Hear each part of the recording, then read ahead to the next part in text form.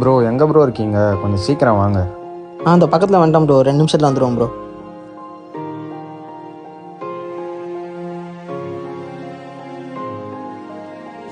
இப்போ போய் ஓட்டினாலும் சேலரி அடுத்த வாரம் தான் கிடைக்கும். சாப்பிட்றதுக்கு கையில் காசு இல்லை, என்ன பண்ணுறது?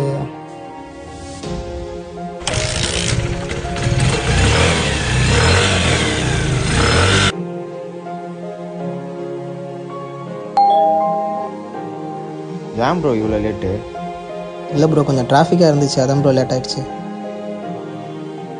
ப்ரோ ஒரு நிமிஷம் இந்தாங்க. Thanks bro.